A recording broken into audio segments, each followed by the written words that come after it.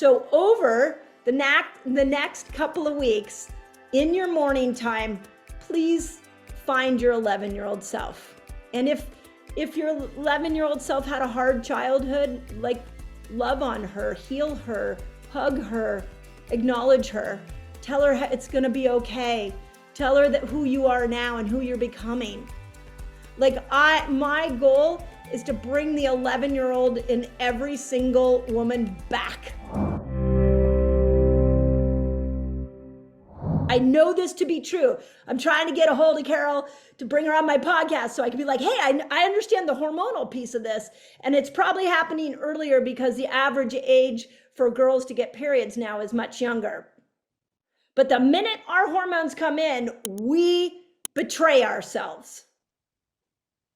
And we start adapting to every single thing that the culture and the people around us have told us to do.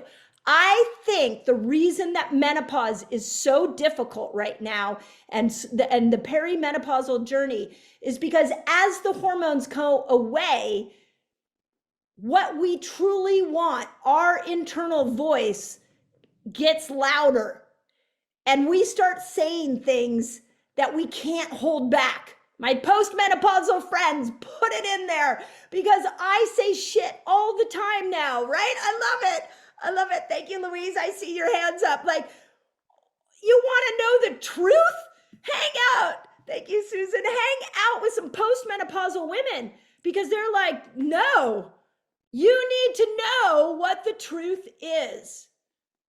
But I can tell you as somebody who's just 2 years into this journey, this postmenopausal journey, is that I'm learning to express my true voice. I'm learning to share what's on my heart without holding back. I am stepping into my true, authentic self. So wherever you are, if you're in perimenopause, you're in postmenopause, I want you to use your 11-year-old self as like a co-pilot through the next 2 weeks in everything that you do. This morning, I had the most beautiful meditation, and I do this. I meditate every morning. Before I kind of get my brain going, and I had this incredible visualization of me sitting. I have this place I'm in LA right now, in my LA house, sitting, looking out at nature, and sitting next to me was the 11-year-old version of me. It was such a healing experience. Like, I literally envisioned myself putting my arm around her and sharing with her the woman I was becoming and how proud she would be. Let's all do that over the next couple of weeks. Let's reconnect. If you haven't thought about that 11-year-old self, I want you to nurture her like you've nurtured your own children. I want you to listen to her like her voice is the most important thing that you can possibly hear. I want you to reconnect with her. Those of you who are like, I'm here for fun, I'm the queen of fun, I like to do everything that's fun. But what is really fun for me right now is giving my 11-year-old self a chance to play, a chance to speak to me, a chance to come out.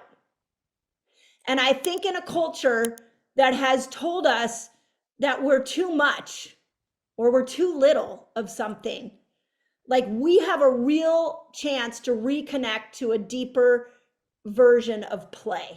We have a chance to reconnect to an authentic version of ourselves we may have not even addressed. Guess what? Age Like a Girl, my new book. It's ready for pre-orders. And this is the most personal book I have ever written. And I'm so excited to bring it to you. If you are looking to reinvent yourself through the menopause process, or maybe you're on the other side and you're still looking for that reinvention, I'm going to show you exactly why menopause works in your favor and how you can make it your greatest moment yet. Age Like a Girl. So over the next couple of weeks, in your morning time, please find your 11-year-old self. And if your 11-year-old self had a hard childhood, like, love on her, heal her, hug her, acknowledge her, tell her it's going to be okay. Tell her that who you are now and who you're becoming. My goal is to bring the 11-year-old in every single woman back. Yeah, look at that. Edith was my 11-year-old self was joyful. My 11-year-old self was joyful too. And we did a whole thing on the 11-year-old. My 11-year-old self played with balls all the time. I was a super sporty tomboy kid. And so I've started getting all kinds of balls in my house now, and I just carry them around, and just because I'm like, that's what my 11-year-old would have done. She didn't want to do her homework. She wanted to go outside and play, basketball with the boys in the neighborhood.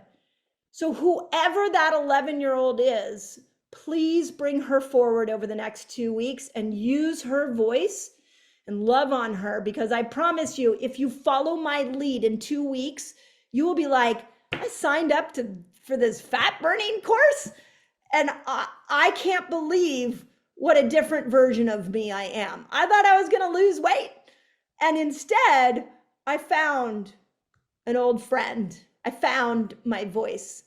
I found a life where dieting is not necessary. I found a love for food that I never ever thought I could. And now when I look in the mirror, I love who's looking back at me. So together, we're going to go down this journey for the next couple of weeks, and we're going to guide you, lean into us. If you get stuck, I also want you to know that it is okay. My inner Betty White, I love it. It's okay to go to the Kajabi site and say, I'm struggling. I know. And like, this is not about being Pollyanna-ish. This is not about pretending to be something. This is about finding your authentic self, doing something different. So we reprogram your brain and leaning into the community that loves you, doesn't judge you. And we're going to do it together. So find your vibration. Pick that word, go to Kajabi so I can see them all. Find all the people that embody that word. Seek variation so we can pattern interrupt, and we can start to create new vibrations and reconnect to your 11-year-old self. That is what we're doing for the next 2 weeks. Anybody excited about it now? I just love you guys. So with that in mind, peace out. I will tell you what my 11-year-old self is going to do today. My 11-year-old self was told she's no good at art, and I am going to do a ceramics class this afternoon with one of my dear friends, and we are going to do pottery together. It is something we have been saying we're going to do for months, and now we're going to do it together and have fun. And I am taking back, I'm not good at art. I'm taking it back. I am learning about the artistic side of me and what she's capable of. So that is on my agenda, and I will be back with you on Saturday morning for the coffee chat. My coaches have you on the other calls, but whatever you do, don't go into a silo. We're here for you, and we're excited to be on this journey with you.